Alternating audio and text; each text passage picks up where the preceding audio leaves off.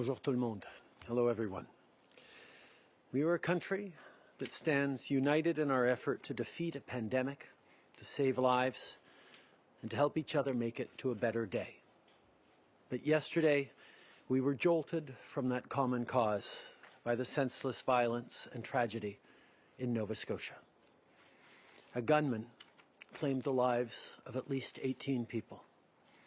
Among them, a woman in uniform, whose job it is to protect lives even if it endangers her own, Constable Heidi Stevenson of the RCMP.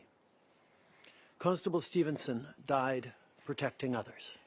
She was answering the call of duty, something she had done every day when she went to work for 23 years. This happened in small towns. Portapique, Truro, Milford, and Enfield are places where people have deep roots, places where people know their neighbours and look out for one another. There, everyone knows a Mountie because they're everything from police officers to social workers to teen counsellors.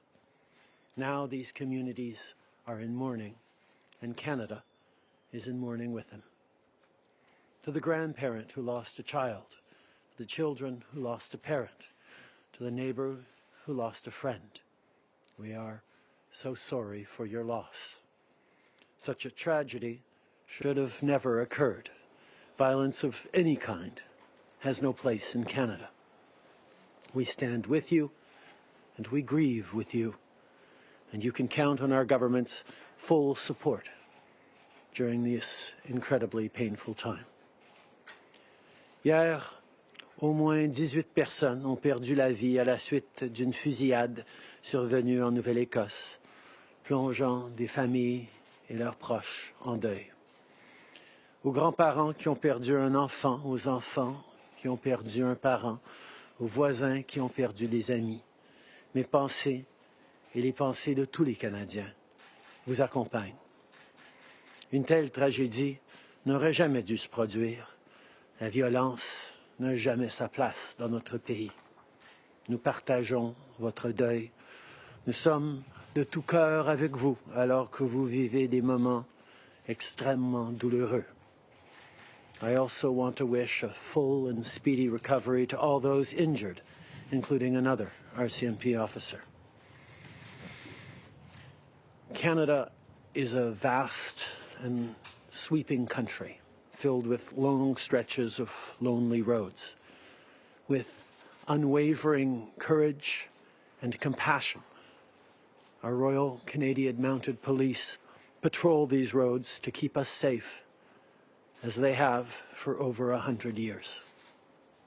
I know that from coast to coast to coast, the women and men who wear the red serge in service to Canada are grieving deeply the loss of one of their own and one of our best. This tragedy is a painful reminder of the risks all of our first responders take to keep us safe, of the sacrifices they make every single day to protect our communities. Paramedics, doctors, nurses, firefighters, and police officers, they're always here for us. They've been stepping up through the pandemic, and yesterday in Nova Scotia, they showed that bravery. I want to take a moment to thank them all for their professionalism and their courage. Many of you are already working overtime because of this pandemic. Our communities need you now more than ever, and I know that can weigh on you at times. These are exceptional circumstances, yet you did what you always do. You ran towards danger. Without pause, without hesitation, you put your life on the line. On behalf of all Canadians, thank you for your service. Je veux prendre un instant pour remercier tous les premiers intervenants pour leur courage et leur professionnalisme. Vous travaillez déjà très fort à cause de la pandémie. Plus que jamais, on a besoin de vous. Et par moments, ça doit être une responsabilité qui est lourde à porter. Malgré les circonstances exceptionnelles, vous avez fait ce que vous avez l'habitude de faire. Vous n'avez pas hésité à risquer votre vie pour sauver celle des autres. De la part de tous les Canadiens, merci pour tout ce que vous faites. This day is made all the more difficult because of the precious lives lost and the senseless act of one person. Just how could this happen? We may never know why. But we do know this. No one man's action can build a wall between us and a better day, no matter how evil, how thoughtless, or how destructive. Canadians are kind and generous. We are there for each other and we look out for one another. As families grieve the loss of a loved one, all Canadians are standing with them. The pandemic will prevent us from mourning together in person, but a vigil will be held virtually to celebrate the lives of the victims at 7 p.m. on Friday through the Facebook group Colchester Supporting Our Community. As we learn more about what happened yesterday, it's important that we come together to support communities. In the hours since the tragedy, I've spoken with Premier McNeil, RCMP Commissioner Lucky, Minister Blair, and many Nova Scotians, including our Nova Scotia caucus. We will continue to work together to see this through. I know that people have a lot of questions. This is an ongoing investigation, but I can assure you that the RCMP and local authorities will keep you updated. I want to ask the media to avoid mentioning the name and showing the picture of the person involved. Do not give him the gift of infamy. Let us instead focus all our intention and attention on the lives we lost and the families and friends who grieve.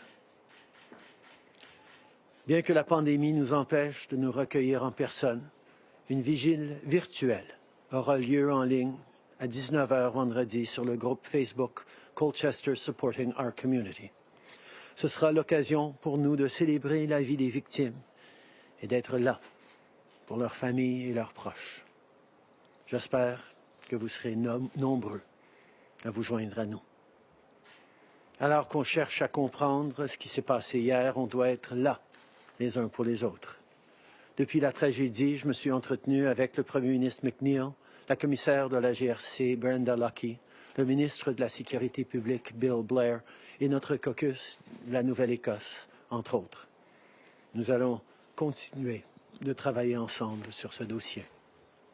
Je sais que les gens ont des questions. L'enquête est toujours en cours, mais je peux vous assurer que la GRC et les autorités locales vont vous garder au courant des derniers développements. Je demanderai aussi aux médias de ne pas utiliser le nom ou les photos de l'auteur de ces actes terribles. Ne lui faisons pas ce cadeau. Concentrons-nous plutôt sur les victimes et leurs proches. I want to close today by addressing all the kids in Nova Scotia and right across the country. I know the world can seem like a mean and ugly place right now, but there's a whole lot of good in the world too. You'll see it in your neighbours and in Canadians in the days and weeks and months ahead. This is a difficult time, and it can be a scary time too. But we're here for you, and we're going to get through this together. I promise. Merci. On va commencer la conférence de presse avec le téléphone aujourd'hui. Modérateur, c'est à vous. Thank you. Merci. First question, Laura Osmond, the Canadian Press. Line open. Mr. Prime Minister, I wanted to ask you, Conservative leader Andrew Scheer today accused you of being inflexible in your negotiations about the number of in-person sittings in Parliament. I was wondering if there's any room for a compromise, 2 sittings per week, for example, given that moving forward may be preferable to no deal at all. Look, I don't want to get into arguments with anyone today. We are working together amongst all parties to try and figure out a way to both protect and uphold our democracy, to ensure that there is proper accountability, while at the same time doing that responsibly. and I am hopeful that we're going to be able to come to an appropriate arrangement. Follow-up question. I was wondering if we could have an accounting of all of the ways that the opposition has been kept informed of the ongoing crisis and the government's actions outside of the House to date. As I said, we have been engaged with all parties over the course of this pandemic. There have been many good ideas brought forward by business leaders, by community groups, by individual Canadians, but also by MPs from all parties who've heard from citizens in their communities what's needed to be done to help. This has been an unprecedented effort across government to try and make sure that we are giving Canadians the help they need to get through this difficult time, and we will continue to do that. Merci. Prochaine question. Opérateur. Thank you. Merci. Next question, Kate Bolongaro, Bloomberg, line open. Hello, Mr. Prime Minister. I have a question for you regarding navigating Canada through this crisis. Obviously, you're leading this G7 country through this pandemic, and you've also been personally impacted by this. So I'm wondering, how would you say that this pandemic has impacted your governing style as a leader and your perception of your role as our Prime Minister? I think one of the things that we've seen right across the country is how Canadians have pulled together through this difficult time, and that's something that we've always done. We make sure we're there for each other when we encounter difficulties. And right across the country, whether it's premiers, whether it's municipal leaders, whether it's community groups or individual Canadians, we've seen Canadians step up for each other. And the privilege of being able to serve Canadians through this difficult time is really quite something when you see just how Canadians are resolute in their desire to support each other through this. Obviously, the capacity to work across all orders of government, work together as a country, is what is keeping us on a good path through this. There are too many tragedies to name going on as people lose loved ones right across the country. But at the same time, we know that what we are doing is helping prevent further tragedies, and we're going to continue to do that. On a follow-up, Kate? And how would you describe your strategy? What has it been in terms of inside the PMO office to getting us through these tough times? And how would you assess your own performance on that? Our focus every step of the way has been listening to the best advice of experts and scientists on what we need to do to keep Canadians safe in this, and to ensure that everything we're doing is giving Canadians the comfort and confidence that we're all in this together and that we are going to be there for each other. I think that has been key to making sure that people are able to self-isolate, are able to take the difficult measures necessary to get us through this pandemic, is to know that as a country, as systems, as governments, we're there for each other, and making sure that Canadians feel that support and know that we're going to get through this together has been key in making us able to get through this together. Merci. Opérateur, prochaine question. Thank you. Merci. Prochaine question, Marie Vastel, Le Devoir. À vous. Oui, bonjour, M. Trudeau. Je comprends que vous avez peut-être pas trop la tête à parler du Parlement, mais le fait est qu'il siège en ce moment, donc je suis un peu obligée de vous en parler malgré ça. J'aimerais vous entendre sur votre impression de ce que les citoyens pensent peut-être en regardant ce qui se passe en ce moment à Ottawa. Les gens sont chez eux depuis plus d'un mois, confinés. On voit ce qui se passe avec la pandémie. On voit maintenant ce qui se passe en Nouvelle-Écosse. Et là, le Parlement reprend en personne parce que plusieurs partis politiques n'arrivent pas à s'entendre.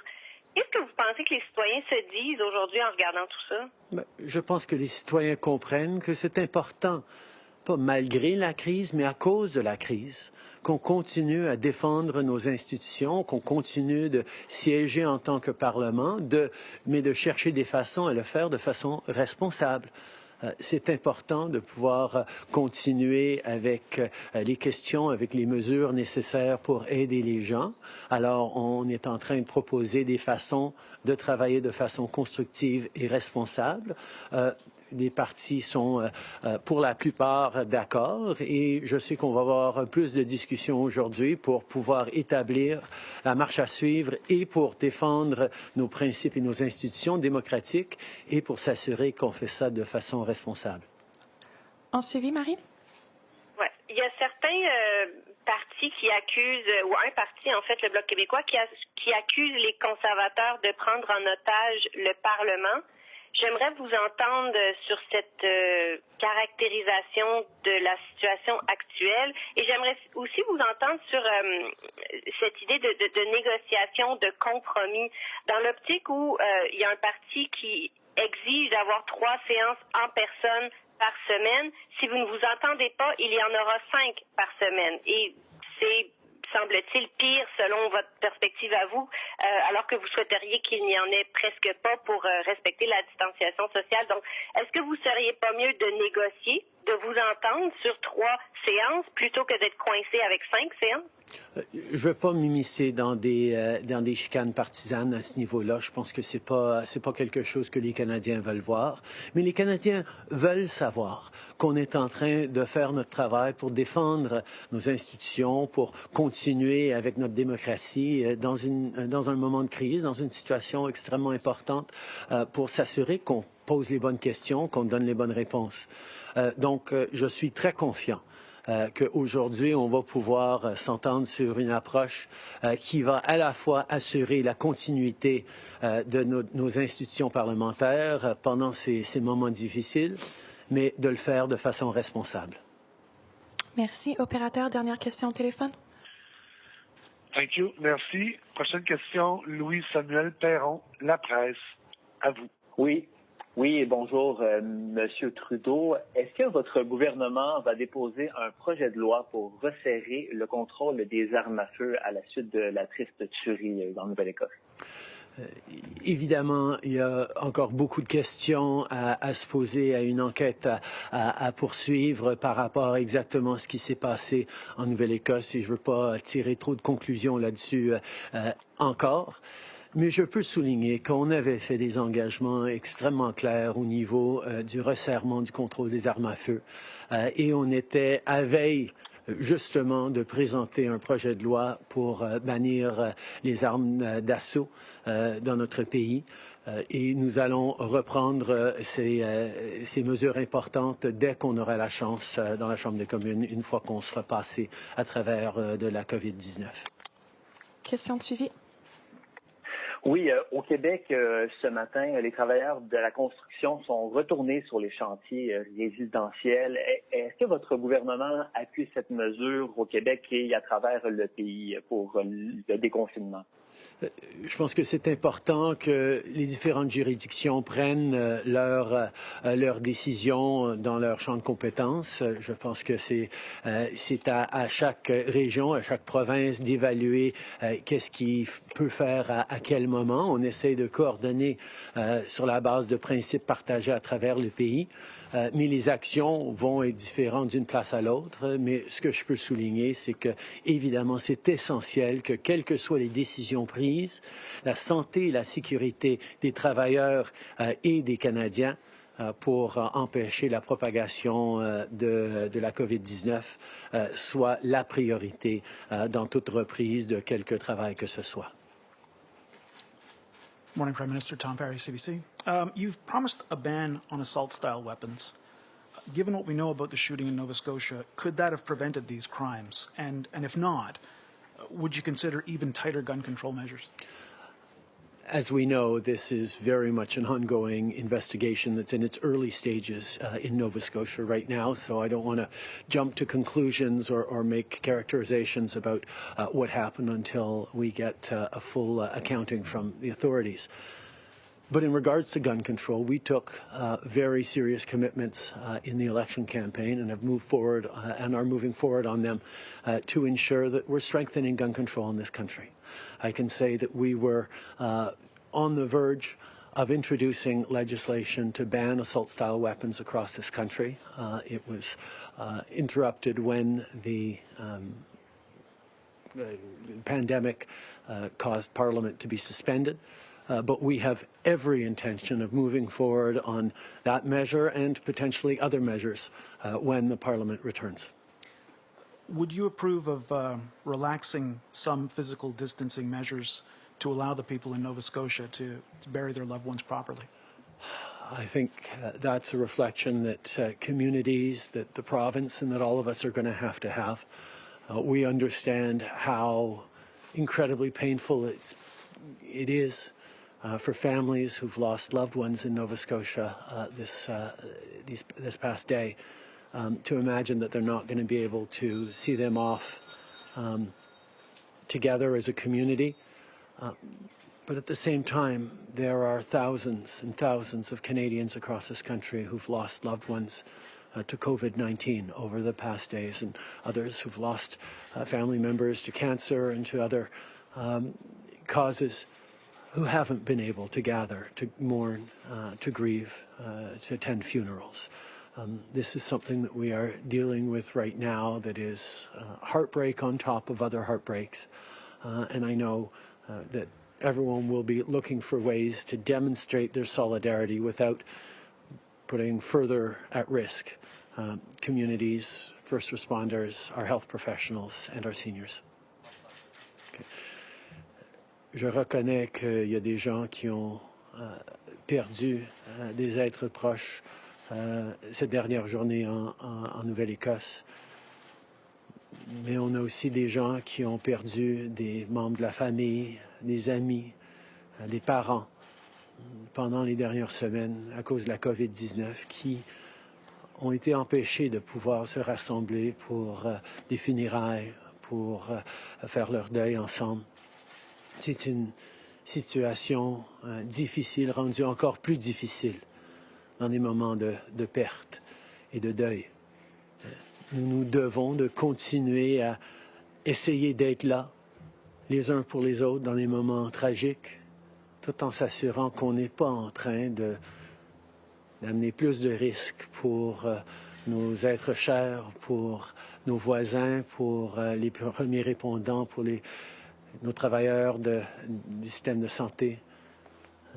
Nous avons besoin de faire tout ce qu'on peut pour garder les gens en sécurité et en santé pendant cette tragédie pandémique. Brian Mullen, Global News. Prime Minister, was the Nova Scotia shooter on the federal government's radar? Were any federal agencies watching him?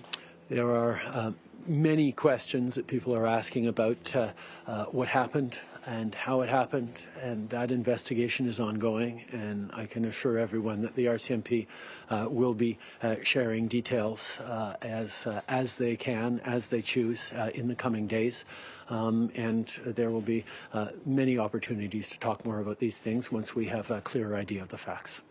What did you think when you learned about the degree of planning and impersonation in this terrible crime? Does it concern you that someone could create such a good fake? I think as we learn more about this, we'll have to ask ourselves many questions about how it happened and if and what we can do to keep communities safer in the future. But my first thoughts when I heard of this tragedy yesterday and saw the numbers climb in terms of victims, my first thought was for Nova Scotians who, for the most part, know each other so much. They are such a connected group that I know that the vast majority of Nova Scotians will have a direct link with one or more of the many victims. And the entire province and the entire country is grieving right now as we come to grips with something that is absolutely unimaginable. Kevin Gallagher, CTV National News. Prime Minister, as we're talking about the national tragedy in Nova Scotia and Canadians living under strict public health guidelines across the country, how appropriate is it for this ongoing battle over procedural matters to bring back Parliament? Why can't your government reach a deal on this? I'm very hopeful that over the course of the day, Canadians will see parliamentarians coming together to demonstrate that our democracy is strong, that our institutions need to function, including during difficult times, indeed because of the difficult time we're going through, but that we can do so in a responsible way. As I've said, there is agreement amongst most of the parties in the House of Commons, and I hope to see by the end of this day that we're all in a place where we can both have our parliamentary institutions functioning, but doing so in a responsible way, given the context we're in.